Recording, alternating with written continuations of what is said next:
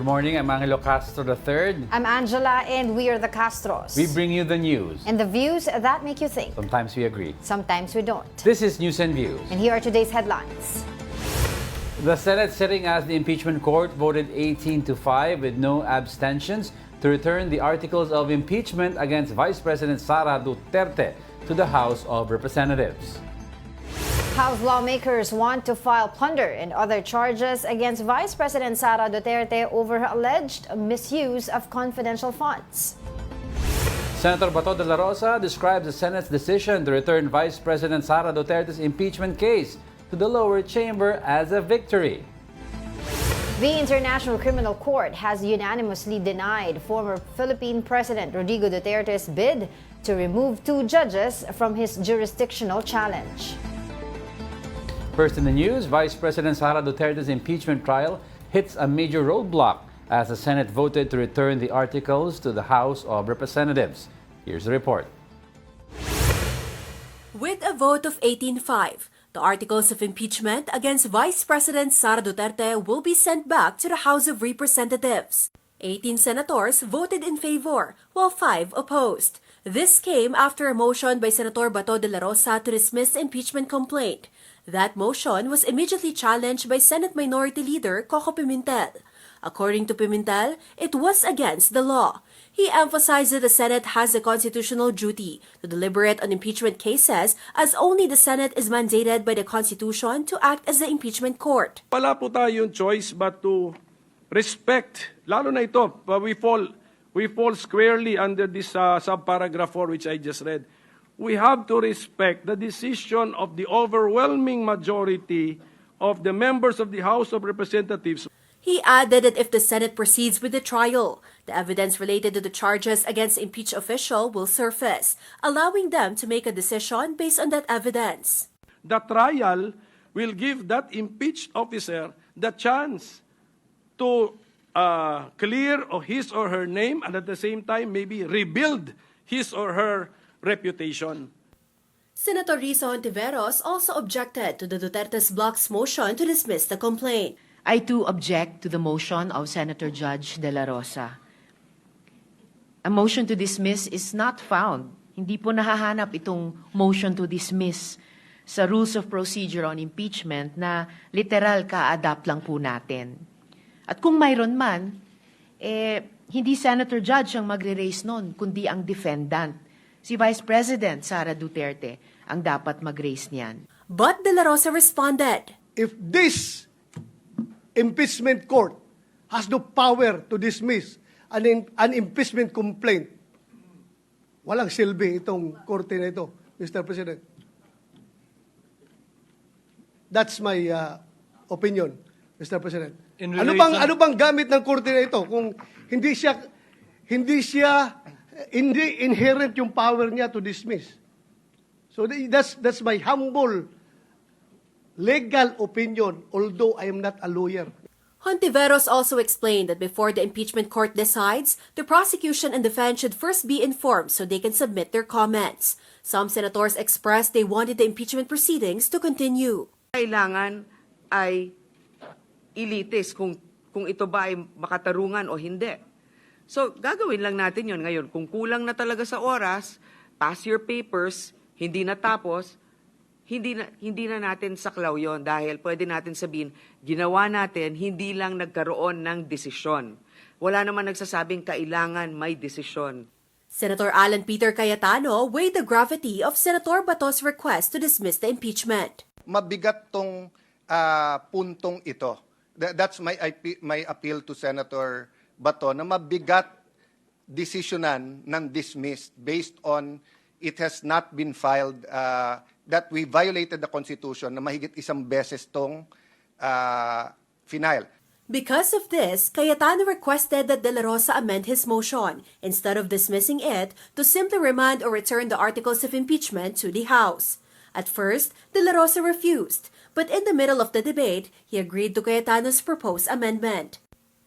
That, however, was opposed by the minority bloc. Hontiveros questioned why the articles had to be returned to the House when the Senate could simply ask for a response to the issues. Remanding is a functional dismissal. return is a functional dismissal. Para po sa akin, parang dinribble natin ng matagal tapos ipapasa natin ulit ang bola. Hindi po kailangang ibalik ang articles of impeachment sa House of Representatives. This will not and does not constitute a dismissal because afterwards, after we settle this issue, and I think Senator Judge Cayetano also clarified that, the same is true with Senator Judge Villanueva, this is in no way a dismissal because we will be issuing summons after this. Bakit dinadala kami sa dismissal, remand, return, whatever is the term, Mr. President? Hindi ko alam bakit kailangan tayo bakit ba tayo namimilipit na ipasok ang isang word that is a synonym or can mean dismissal. In the end, when the matter was put to a vote, the majority prevailed. The articles of impeachment will be returned to the House, but this does not mean the impeachment complaint is being dismissed or terminated. Now, to help us better understand the implications of this development, let's talk to a constitutional law book author, Attorney Jennifer Arlene Reyes, joining us today via Zoom. Good morning, Attorney, and thank you for joining us. Good morning, Angela and Angelo. Thank you for inviting me again to your show. Right. So, what do you make of the session yesterday at the Senate convening as an impeachment court a day before the scheduled, supposedly today, and of course, remanding the impeachment case Returning. remanding the impeachment case to the lower house? Is this even constitutional? Well, in my humble opinion, first, the delay.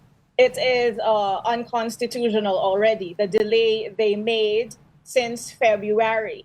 Now, their act of remanding or returning the said impeachment complaint or articles of impeachment to the House of Representatives, that is also not found under our 1987 Constitution. To clarify, if I may be allowed to elaborate on the matter, Sure. Under Article 11 of our Constitution, the whole article governs the rules on impeachment, and it does not mention anything about remanding. Right. The salient points of the said article, Article 11, only talks about the power of the House of Representatives to have the exclusive power to initiate all cases of impeachment, and on the other hand, the Senate to be the sole judge of all impeachment Right. cases and to try and decide such impeachment. Attorney, initially, Senator Bato de la Rosa asked for a dismissal of the impeachment complaint, and to make it more acceptable, Senator Cayetano, being the good lawyer that he is, reworded and amended the initial motion of Senator Bato to say that he was recommending the returning without dismissal. Why would the Duterte camp want to return or make it, why would it be acceptable for them to return the articles of impeachment to Congress instead of pursuing a dismissal? Okay. First off, with respect to Senator Bato's move or motion to dismiss the said impeachment case, that is also unconstitutional in my humble legal opinion, because if you are a senator in an impeachment court, you are a judge. And a judge cannot move to dismiss a case or a complaint in favor of the accused. It is only VP Sara or her team who or which can file or move the said dismissal of the said complaint. In essence, Senator Bato is lawyering for the vice president. And that should not be the case, because as an impeachment judge, he must have the cold neutrality of a judge. He took an oath that he will be politically neutral. With respect to Senator Cayetano's suggestion to remand the said case, which the Senate already did last night, they stated two reasons, right? Why they want to remand the said impeachment case back to the House of Representatives. They say that they want the House of Representatives to certify that they did not violate the Constitution. It is illogical. It is absurd, for lack of a better term. It is pointless, in my humble legal opinion, since the House of Representatives is a co-equal body, and you want the House of Representatives, you are ordering a co-equal body to check its own action. You want Right. them to check if their complaint or their action is valid. That should not be the case. Yes. The correctness or the sufficiency of the complaint, if it is baseless or not, it must be discussed during trial, Yeah, which right. the Exactly. state must do. Right, right. But Tsaka sino ba naman yung Oo. bibigyan mo ng, ibabalik mo sa kanya and you will ask them kung legal ba yung ginawa niyo? Of course. I'd like to ask- Sasabihin nila, hindi legal yung gagawin namin. So two contentions kasi dyan, attorney, no? Exactly the mere fact that it was transmitted, that means it's a verified impeachment complaint. So therefore, it is valid. Now, the other point of contention was they were saying, well, we need to certify that you're going to push through and you want to push through with the 20th Congress. So why will they return the impeachment complaint now to the 19th Congress if they're looking for a response from the 20th Congress? Exactly. That is why I find it pointless and I find it a waste of taxpayers' money, because the House of Representatives has already decided that they were sure of filing the said impeachment complaint, and they actually did since February. So what's the point of conducting a survey from the 20th Congress? That's right, So it is an utter waste of time, in my humble legal opinion. Before I turn it over to Angel, I'd just like to understand from the perspective of the Duterte camp, how does this benefit them instead of just looking for a vote to dismiss? How does this buy time for them? Yeah, because even Senator Bato de la Rosa have said that remanding this impeachment case to the House It's a of victory for them. Representatives is a victory for them.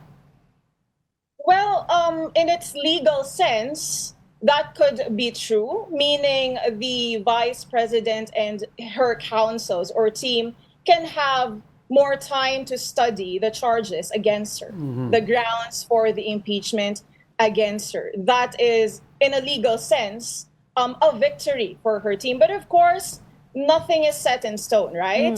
That is why it is quite significant to have a trial already That's by right. the Senate without further and, should I say, undue delay. So as to, for VP Sara to vindicate herself if she did not do anything wrong, and on the other hand, if the prosecution proves that she really violated the provisions of the Constitution and the laws, which merits her removal from office, then so be it. And so the country will know the truth.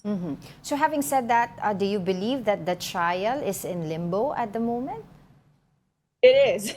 It has been in limbo since February. The Constitution is clear. Our highest law of the land is clear. Trial by the Senate shall forthwith proceed. However, we've been waiting for 4 months, but now when they convened last night, they still decided to remand the said case to the House of Representatives, which is, again, it will cause further delay. What can the House do now? Yeah. There's a question that what if the House takes on the challenge of the Senate and they immediately certify it in a few days and return it back and ask for expediency? What can happen? Actually, that's a good question, Angelo. Whether the House of Representatives certifies it as soon as possible, then of course the Senate has the obligation to now proceed with the trial. On the other hand, if the House of Representatives do not certify, because it is a co-equal body, the Senate cannot order it to do something, and vice versa.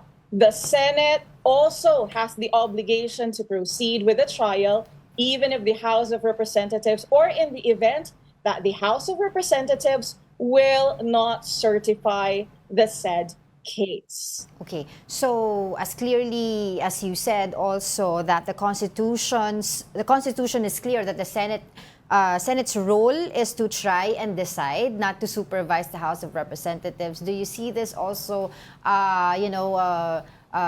filing of, do you see this also na ifa-file sa Supreme Court o itatry ito sa Supreme Court itong precedent na ito?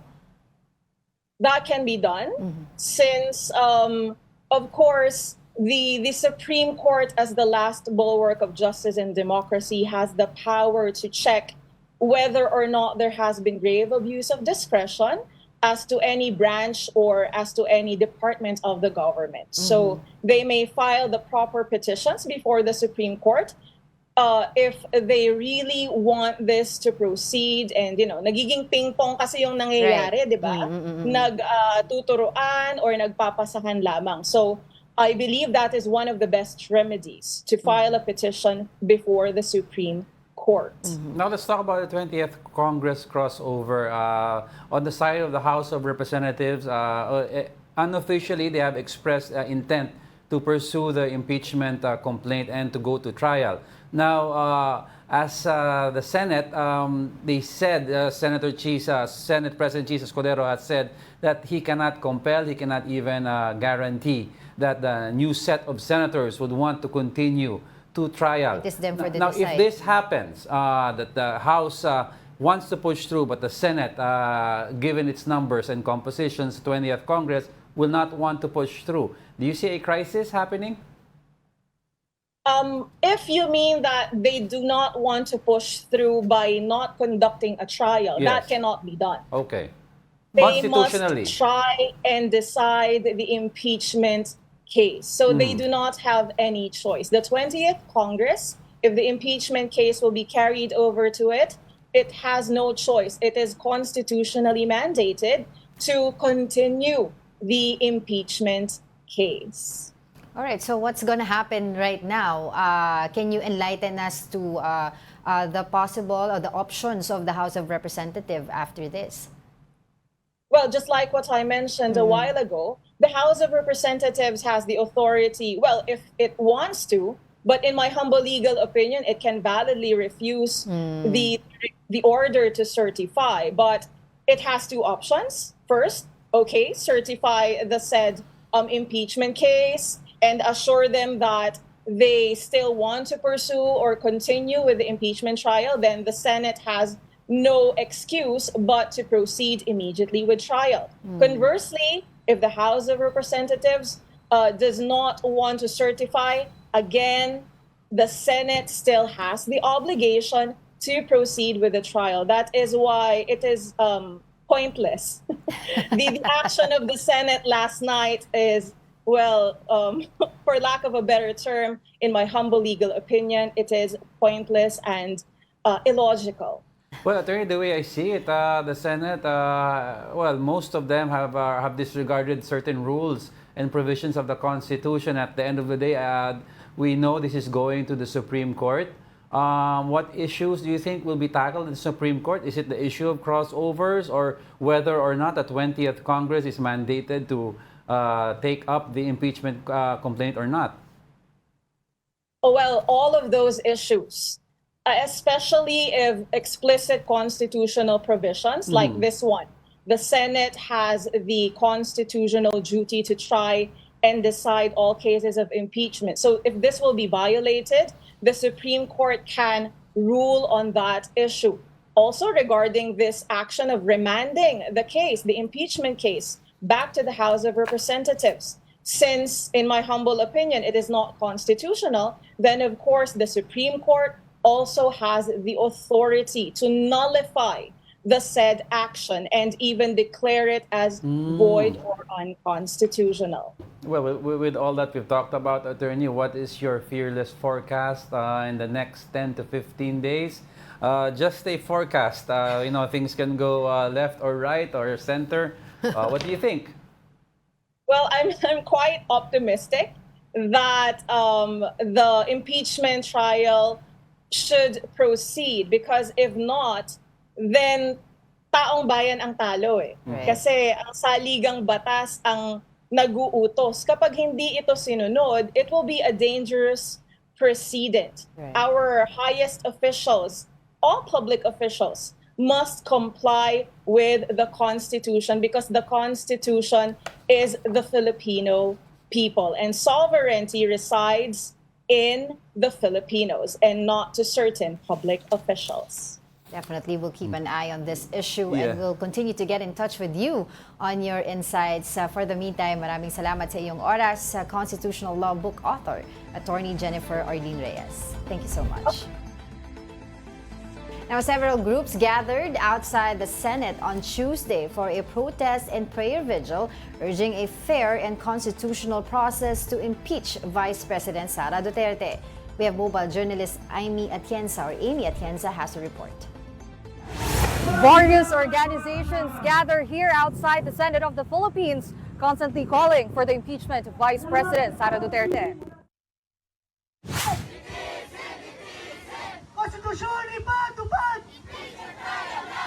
Rallyists cried as the Senate went through the second day of impeachment for the Vice President. Their call for the senators to immediately undergo the proper trial process that will leave the Vice Presidency seat empty. For Akbayan Party List President Rafaela David, this heat is more than just convening the session. Klaro na hindi lang ito about the oath-taking, hindi lang ito about convening. It's about making sure na merong proper trial na makukonduct para makita natin yung ebidensya na nagpapakita talaga na dapat panagutin si VP Sara. Aside from staging a rally, protesters also had a prayer vigil led by Tindig Pilipinas. Songs were sung and candles were lit. A part of the program even had candles spell the word convict. This was a moment to remember the questionable actions done by the Vice President. That is why Tindig Pilipinas plans to continue the series of rallies amid changes in decisions. Ito pa rin yung pangako at yung mandato sa konstitusyon na dinggin ang lahat ng ebidensya at magkaroon ng malinaw na desisyon tungkol sa impeachment ni VP Sara Duterte. Tindig, alongside other organizations including Akbayan Youth and ML Party List, will have its final march on June 11 at 1 in the afternoon. Their new battle cry will question the Senate's decision to return the articles of impeachment to the House of Representatives with an 18-5 vote. Pero dahil nga, pabago-bago yung nagiging diskarte ng ating Senado, nag-a-adjust din po tayo, lumaki ang ating pagkikilos kahapon, lumaki rin yung munting pagkikilos natin ngayon. Maasahan po natin na talagang agad sa ang taong bayan bukas. On the other hand, the House of Representatives will hold a mass and a press conference today starting 10 in the morning. Mobile journalist Amy Atienza, PR1 News. At this point, let's check the latest over at the House of Representatives with our mobile journalist Amy Atienza. Amy, given what happened yesterday, do you see any movement there in the House regarding the decision to return the articles of impeachment? Angela, Diego, good morning. Nandito nga tayo ngayon sa House of Representatives kung saan nagsagawa sila ngayon ng prayer and reflection service para nga daw ipagdasal itong nagiging kaso sa Senado, pati na rin yung impeachment ni Vice President Sara Duterte. At actually, ang maganda dito at ang kinaibahan nito sa vigils na nakita natin nga sa mga nakaraang araw is interfaith daw ito. So may makakasama tayong iba't ibang organizations dito ngayon, kasama na dyan yung mga ministers or priests from Roman Catholic churches, andyan din yung mga from Iglesia ni Cristo, pati na rin yung mga Muslim ministers daw natin. So nandito sila ngayon at hinihintay pa natin na mag-gather pa yung ilang mga members ng Congress dahil nga ang susunod nito ay magkakaroon sila ng press conference. So abangan natin kung ano nga ba yung magiging reaksyon ng mga congressmen ng ating bansa sa pagbabalik ng articles of impeachment, lalo na sa naging desisyon ng Senado kagabi. Diego? But do you have any official information, Amy, kung natanggap na nila itong ni-remand na impeachment case to the House of Representatives from yesterday? So far, yes. So far, wala pa tayo natatanggap dyan, pero abangan natin yan dahil until in the afternoon naman daw sila dito. Kanina din, actually, Angela, nakausap na natin or nakapanayam na natin si Attorney Chal Jokno na magiging bahagi nga ng 20th Congress ng Pilipinas. At yun nga, sabi niya, very medyo disappointing yung nangyari dahil nga daw hindi daw constitutional yung nangyari. And in fact, goal niya ngayon bilang magiging bahagi na siya ng Kongreso ay kinakailangan niya nga daw itong gawin, lalo na para sa mga kabataan. Angela? Alright, maraming salamat sa iyong oras. That was mobile journalist Amy Atienza. Well, sa'yo pala yan. Yeah, we'll be back with more stories after the break. Keep it here on One News.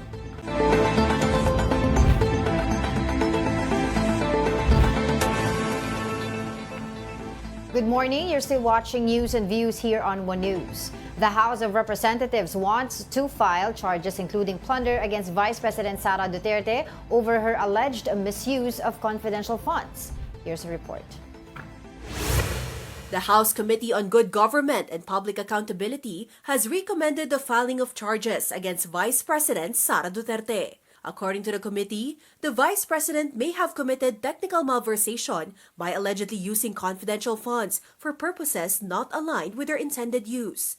She is also being accused of perjury for submitting a notarized certification claiming the funds were used for confidential activities, a claim the committee believes to be false. The panel further recommended bribery charges based on allegations that white envelopes containing cash were distributed to Department of Education employees. A possible plunder case was also suggested in relation to the alleged misuse of confidential funds amounting to 612.5 million pesos. Former DepEd Special Disbursing Officer Edward Fajardo, along with other officials, was also named in the committee's recommendations. According to the report, there were also concerns about possible falsification and use of falsified documents, as well as corruption involving the illegal disbursement and poor liquidation of funds. The committee believes these actions may amount to betrayal of public trust and even culpable violation of the Constitution.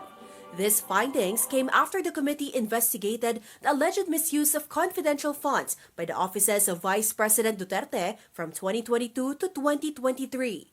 Among the other recommendations of the committee are reforms to address loopholes in Joint Circular No. 2015-01. They are pushing for stricter documentation requirements when liquidating confidential funds, tighter qualifications for special disbursing officers beyond agency head recommendations, and stronger penalties for any misuse of confidential funds. Senator Ronald Bato de la Rosa welcomed the Senate's decision to remand the impeachment complaint against Vice President Sara Duterte back to the House of Representatives. De la Rosa described the development as a victory. When asked whether the remand could be interpreted as a dismissal of the case, De La Rosa said it points in that direction. Before the vote, De La Rosa had moved for the dismissal of the impeachment complaint, citing constitutional issues and questions on the authority of the 20th Congress to proceed with the case. The mere fact that the body approved, the court approved for the remanding or the returning of the articles of impeachment to the House of Representatives is a manifestation that they agree to my privileged speech that the articles of impeachment, the impeachment complaint is constitutionally infirm. Following its decision to remand the impeachment complaint, what could be the next move of the Senate? To answer that and more, let's bring in mobile journalist Merimon Reyes. Merimon, you're in the Senate right now. What's happening there? Good morning. So far ngayon, we are waiting for the press conference with Senate President Chisa Escudero scheduled at 8:11 a.m. today. Pero ang pinaka nakikita natin is yung supposedly scheduled the presentation ng House prosecutors ng articles of impeachment laban kay Vice Presidente Sara Duterte. Hindi na yan mangyayari. Kagabi kasi pinagbotohan at napagpasasyahan ng Senado bilang impeachment court na hindi na muna itutuloy itong impeachment proceedings dahil nga ireremando o ibabalik yung articles of impeachment sa Kamara. At kung gaano kabilis masasagot ng HOR itong mga hinihingi ng Senado, ito yung magdidikta kung paano nga ba magro-roll out pa itong impeachment proceeding, lalong-lalo na ang pinagdedebatehan na impeachment trial. Yung kailangan ma-accomplish ng House of Representatives ay yung certification o yung patunay na wala raw silang nilabag sa konstitusyon. Kasama dito yung pagpapaliwanag doon sa 4 Yung unang 3 impeachment articles na final noong December at yung pang-4 na impeachment complaint na final noong February na siyang i-final ng House Secretary General. At kasama pa dito, kailangan din daw magkaroon ng communication mula sa 20th Congress na gusto pa rin daw nilang i-pursue itong impeachment trial. Kagabi kasi nagmosyon itong Senator Bato de la Rosa during their plenary na i-dismiss na talaga ng buong buo itong impeachment complaint laban sa Vice Presidente. Pero ang naging tugon dyan ni Senate President Chis Escudero para raw masagot yung mga ganyang motion, kailangan nilang mag-convene bilang impeachment court. Kaya tila napaaga, hindi lang yung constitution ng Senado bilang impeachment court, kundi yung pag-convene nila mismo. At nung sila ay nakapagsuot na ng kanilang impeachment robes at nag-take na ng oath bilang senator judges, dito na ngayon naging malalim yung debate at nagkaunting initan lang sa pagitan ng mga senador. Pero ang nangyari dito at the end of the plenary kagabi, yung motion ni Senator Bato de la Rosa medyo binago. Tinwik ito ni Senator Alan Peter Cayetano at ang naging suggestion niya na imbes daw na i-dismiss itong pinaka-impeachment complaint, ibabalik na nga lang sa HOR. Pero nililaw niya, this is without dismissing or terminating daw yung case. Pero etong sila mula sa minorya, sina Senator Coco Pimentel at Senadora Risa Hontiveros, ang concern kasi nila is yung wording nitong motion kasi posibleng lalong mapadelay pa talaga itong impeachment proceedings. Balik sa inyo. Marymon, there was an issue yesterday. No? First of all, although na-remand or na-return yung articles of impeachment, lininaw ni Senator Chis Escudero na they will send summons to Vice President Sara Duterte. So I'd like to ask anong update regarding the summons because I remember last night bago nag-adjourn yung impeachment court, si Senator Bato was medyong naguluhan dahil sabi niya, bakit tayo magpapadala pa ng summons wala nang ma-attach na articles at ibabalik. So ano yung update doon? Right. So far, yan din yung kasagutan na hihintay natin mamaya pag nagsimula yung press conference. Kasi even si Senadora Risa Hontiveros, ikin-question niya rin yan. Kung ibabalik nga itong pinaka-articles of impeachment sa House, paano nga ba mag-roll out itong impeachment proceeding? Pero ang nabanggit nga kagabi, ang pinakamawawala pa lang is yung presentation ng articles of impeachment. Pero yung pag-i-issue ng summons, matutuloy pa rin. Okay. Pero how it's going to transpire and possibly affect itong pinaka-sinasabing impeachment proceeding na nakikita ni SP Chis na tatawid na talaga sa 20th Congress, we'll find out later kapag nakapanayam na natin si SP Chis. Oo. Marymon, kasi dun sa may summons nga, no, at ina-expect nila yung reply ng Vice President within 10 days. So, ibig sabihin po, pwede ito mapaikli sa 10 days?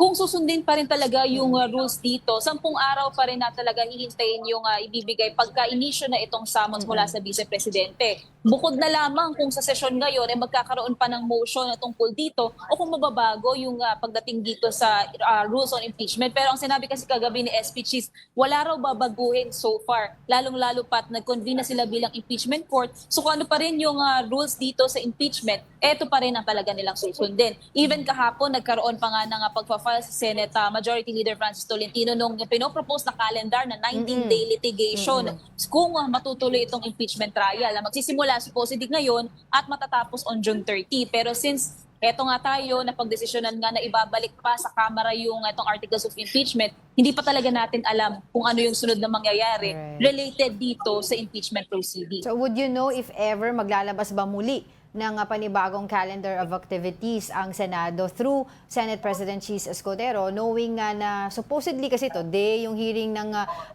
articles of impeachment by the House Prosecution Panel, ngayon din sila magko-convene, pero everything happened yesterday in advance, no?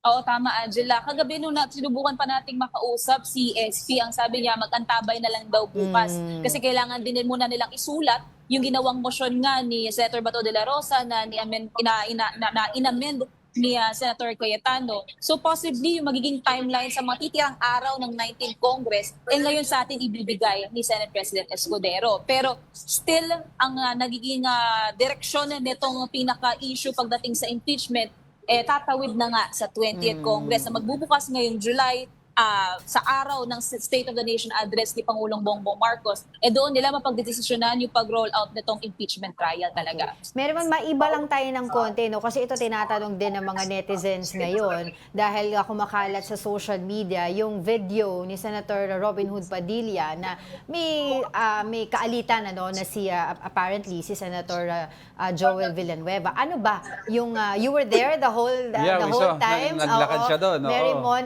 would you know ano ba yung naging dahilan nung di pagkakaunawaan na yun na talagang umawat pa yung ibang mga senador? Angela, nangyari yan noong oras na binuksan ni Senator Bato de la Rosa yung kanyang motion na i-dismiss na itong impeachment complaint laban sa Vice Presidente. Noong binukas niya kasi ito, syempre nagkaroon ng debate itong mga senador, pero itong si Senator Joel Villanueva, inobject niya itong motion ni Senator Bato. So nung kinold din for suspension, doon natin nakita na tila inambahan ni Senatora Robin Padilla itong Senator Villanueva, pero humarang naman in between yung ilang mga senador, pero matapos noong ginawang suspension, nagkamabutihan naman na itong dalawang senador. At so far, wala naman tayo ibang nakitang tension pa na umabot sa pag-aambahan. Puwera na lamang doon sa pinakasesyon kung saan halos nag-aagawan din ng mic. Kagabi napanood natin nga sila Senator Risa Ontiveros, at saka si Senator Amy Marcos, nag-aagawan sila ng mikropono pagdating doon nga sa kanilang pagpapahiwatig ng opinyon tungkol sa sinasabing ang motion na i-dismiss itong impeachment complaints. Okay, iba pang tanong, bakit daw yung tatlo, si Senator Robin Hood Padilla pa rin, si Senator Cynthia Villar and Senator Amy Marcos ay hindi nagsuot ng kanilang robe? Sila nga yung pinaka-naobserbahan natin na even during the suspended session, na may mga pumapasok na sa loob na senador na mga naka-impeachment robes na, silang tatlo nga hindi nga nakasuot. Ang nakuha nating impormasyon dito, ang nasabi nila Senator Cynthia Villar, Senator Amy Marcos, Senator Robin Padilla, is either wala raw silang robe, ang nasabi ni Senator Amy Marcos, hindi nag-fit yung kanilang impeachment robe for Senator Robin Padilla at hindi raw nasukat ni Senadora Cynthia Villar yung kanilang impeachment robes. Pero ang nakuha din natin impormasyon tungkol dito, hindi natin daw dapat napangbigyan pa ng malis itong hindi nila pagsuot ng robe kasi nag-swear pa rin naman sila, tinik pa rin naman yung oath nila. Pero ang sinabi ni Senator Robin Padilla kagabi bago isagawa yung oath taking, mag-oath taking siya pero mayroon daw siyang reservations. Well, syempre nagtataka lang tayo dahil they're very keen apparently sa mga procedure dyan sa Senate, 'di ba? Tapos sa simpleng pagsuot lamang ng baka maging unconstitutional. robe ay wala. Kaya nagtatanong tayo. But I guess that's it for now. Keep us updated, Marymon, of course. Medyo exciting yung nangyayari. But for the meantime, thank you, mobile journalist Marymon Reyes. Former Solicitor General Florin Hilbay said that the Senate's decision to return the articles of impeachment against Vice President Sara Duterte to the House of Representatives allows the lower chamber to take a second look at the case. In a social media post, Hilbay explained that if the House rejects the remand, the Senate would have no choice but to proceed with the impeachment trial. However, should the House accept the remand and opt to withdraw the articles, it could effectively end the case. He referred to this outcome as a functional dismissal, where the termination of the impeachment is carried out not by the Senate, but by the House itself. Hilbay added that the Senate's 18-5 vote to remand the complaint may also send a political signal to the House. He emphasized that impeachment is a political process influenced not just by legal arguments, but by the dynamics between institutions and public opinion. Functional dismissal. Functional dismissal, remand, kaya if you can return. remember during the, ano man tawag doon, yung session kagabi, si Senator Risa Ontiveros was saying na parang, I don't like this word. Diba? May ambiguity into it na po pwedeng baka biglang functional dismissal ito. Na Even si Senator Coco is trying to simplify everything by saying, di ba, we have to remember that sometimes yung mga meanings ng words may ibig sabihin dyan in legal context, may impact. For example, forthwith lang yan, binabaliwala kasi binabaliwala ni Senator Cayetano yung forthwith, di ba, yung definition nun. Pero the next day, binawi naman ni Senator Cayetano and he corrected himself. He says, oo, tama ka, Senator Coco, forthwith means right away, agad-agad. So, the word return kasi, to anybody who's asking, very basic. If you give me something and I return it, ayoko. Sa'yo na yan. Di ba? So, Yung ibang mga Duterte supporters are saying na nag-clutch daw si Senator Cayetano dito sa ginawa niya because he is the one who, 'di ba, tawag dito, suggests. Yeah. 'Di ba? He was the one who suggested to Senator Bato de la Rosa kasi sabi niya, I'm objecting dun sa dismissal, but baka pwede natin i-amend, 'di ba, yung sinasabi mo to remand instead Pero kaya of nga, dismissal. if you look at from the... So, parang sinasabi nila, si Senator Alan Peter Cayetano has problem to every solution. It's a problem and it's a problem to every... Tsaka sinasabi nila, di ba, that at the end of the day, this will be at going to the Supreme Court. We will see a decision coming. But it should have been simple. But the mere fact na ayaw ng Senado to handle this impeachment case, that means they're all looking after their political capital. Yan ang sinasabi ng mga Parang pundits. they're walking on Kasi it eggshells. could be as simple as, let's accept it. And then if you want to defend VP Sara, then let's dismiss the Yeah, case. that's what Senator Win pero- Gatchalian said yesterday. Very plain and simple. Pero- All of these, lahat ng mga arguments nyo, pwede mapag-usapan yan pero during daw, the trial. the reason why siguro ayaw nila idaan sa trial is because a lot of the fence-sitters or those who are in the middle are still wary about yung political capital of the Dutertes because natatakot sila na hating-hati kasi ang public opinion between the Duterte camp and Marcos camp. It's down the line. And they will lose votes Well, kung it's pumanig. just so sad that No, we're kaya talking but about... we're talking about practicality. They will lose votes kung pumanig sila sa either side. So what they're doing is, wag sa atin. Balik natin sa House. Yun nga eh. Kayo magka-problema As I was dyan. saying, it's just so sad that we're talking about yung political capital of each person or each party dito when in fact dapat pag impeachment trial pinag-uusapan, impartial itong mga senador na ito. Which is hindi nangyayari, Yeah, di well, ba? that's the nature of impeachment kasi although it's supposed... And we always reiterate here on our show na iba pang usapin yung yung conviction, 'di ba? Just follow the constitution, 'di ba? Abide by your duty. Tingnan natin what happens kung ano yung evidences na ipipresent Kaya ng nga House sabi of nila, and then before ng we House go, of Prosecution sabi panel. nila at the end of the day, maybe we could study again how to constitute an impeachment court without having to put personalities inside. Diba? Pwedeng i-raffle 10 judges. Let's raffle the judges.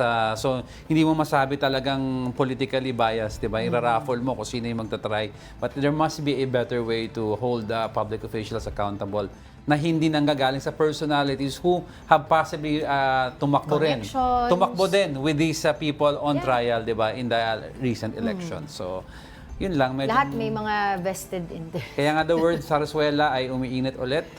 Hindi lang daw pala And mga popcorn. basketball players ang marunong mag-basketball. Ay, ako nagsabi nun. Sabi din daw kasi kumakalat Oo. yan sa di ba? Di ba? Ang Pilipino daw magaling mag-dribble. Hindi lang sa PBA, pati daw Kundi sa sa Senado. Alright. Hindi ako yan ha. Don't go away because we're not done yet. Stay with us.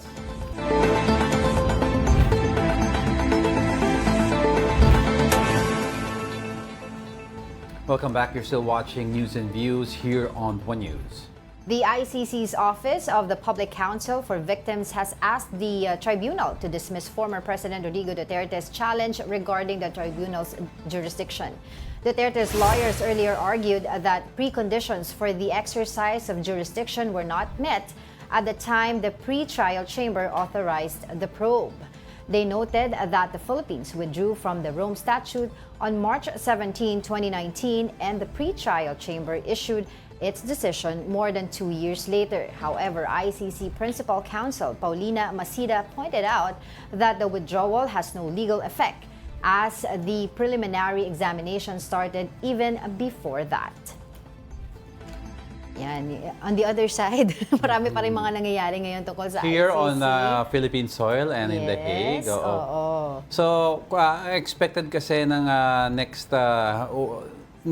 appearance ni former President Duterte on September. I think they were, they will read the evidence. Ano yung term niyan? I don't remember the term.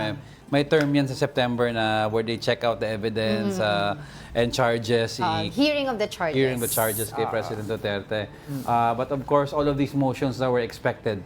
Even si Attorney Conti told us that before na the defense and will be trying different tactics. So. And even isa sa mga tactics nila is to yung judges, yung dalawang judges. Yeah, they tried to discredit them. Discredit, pero parang ni-reject yun ng ICC. Conflict of interest daw, something like that. Because they were professionals, they were able to determine yung cases at saka yung decision nila to arrest former President Rodrigo Duterte. So, parang last month, Vice President Sara Duterte was able to visit former President Rodrigo Duterte along with Senator Robin Hood Padilla. Diba? But right now, si VP Sara ay nasa Kuala Lumpur for a personal vacation. Yeah. And also, but will attend daw meeting with the OFWs. Event with the OFWs. Tapos sabi nga nila, buti pa daw si Senator Robin Padilla ay lagi daw nasa Hague. Imbis na nandito. Si Senator, parang ginawa daw niyang Cubao, parang gano'n. Sana all. Pero yun yan, hopefully we can talk to Attorney Cristina Conti and ask for clarification nun paano nila na-assess yung impact ng procedural maneuvers, ng defense, because there are a lot of things that we can still discuss about this dahil September pa ang actually, confirmation of the charges. A lot of Filipinos are asking kasi medyo naguguluhan sila, but klaro ngayon, sa September confirmation of charges, trial proper and a verdict will take somewhere between 4 to 8 years. Ang dami may concern because si former President Duterte is already, how old is he? 80? Around 80. So, if magkaroon ng resolution tong case, somewhere between 84 to 88 siya. He'll be medyo old na. So, even if a verdict daw is rendered the guilty, may humanitarian consideration ba in terms of serving the term? So, a lot of these questions will be answered, pero we don't see it happening this year. Next year, madaming progress sa case. Right. All right. Let's move on. A Filipino was among the individuals arrested in the immigration operations by U.S. authorities that sparked wide-scale protests. Here's the report.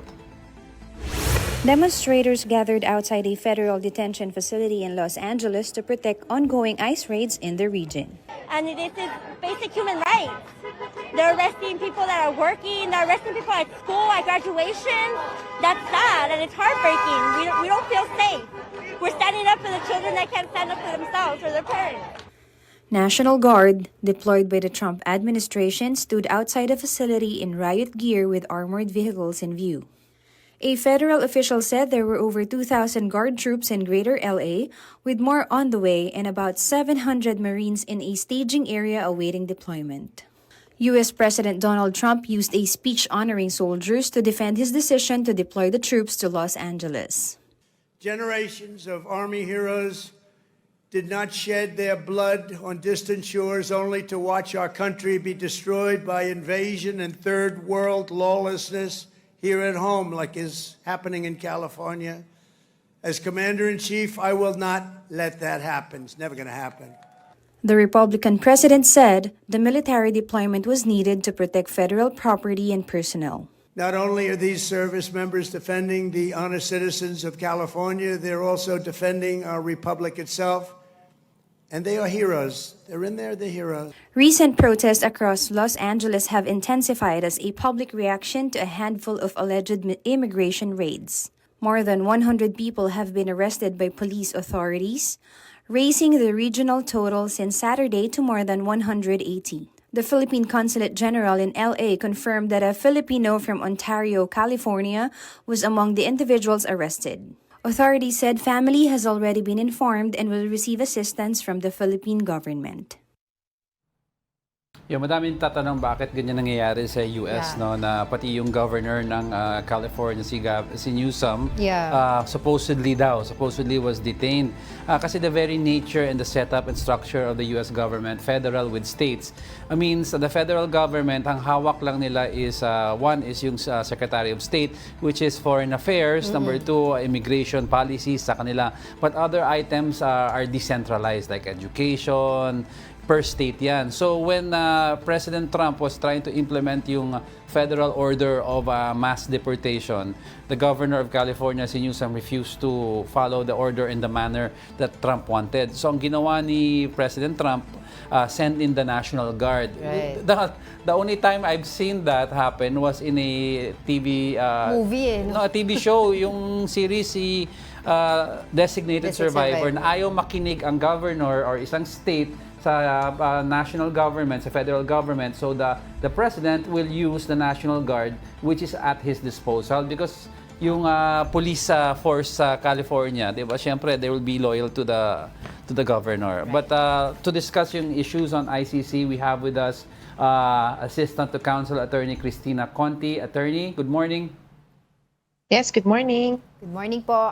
Welcome to News and Views. So I would just like to get your insights on this. How do you assess po the impact of these procedural maneuvers on the timeline for the confirmation of charges?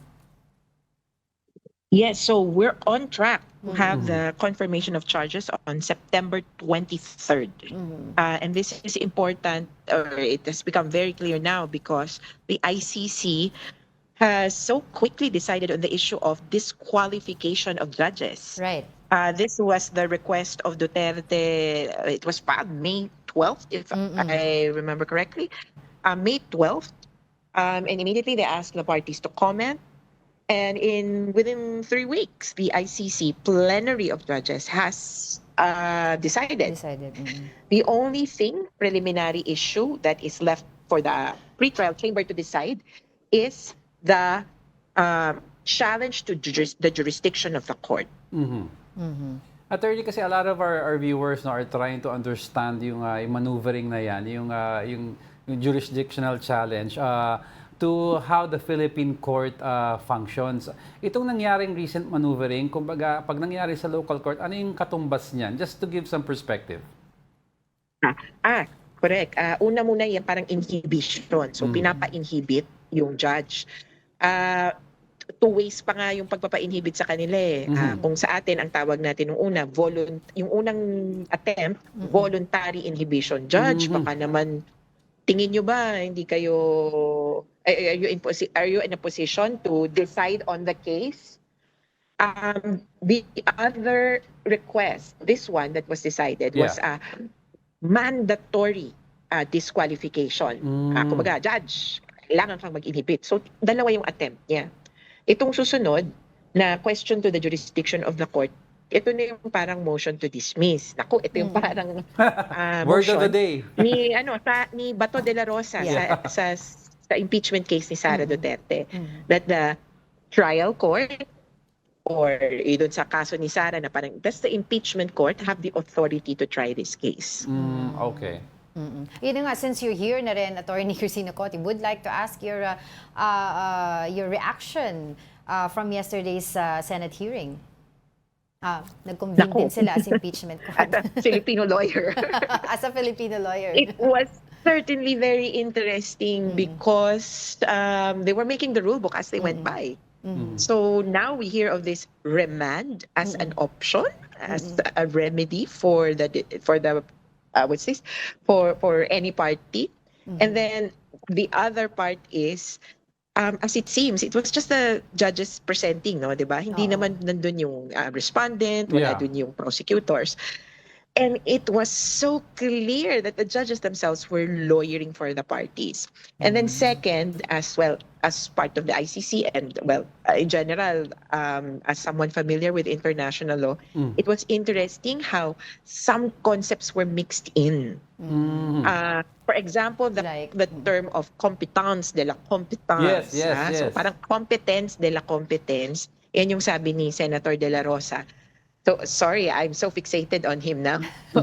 But it's an international law concept that pertains to arbitral tribunals. That we as an arbitral tribunal, ang arbitral tribunal, ito yung parang lalapitan mo kapag gusto mong mag-areglo. So, hindi talaga sila korte, pero parang tinayo na, okay ba? Dito ka makipag-mediation or arbitration.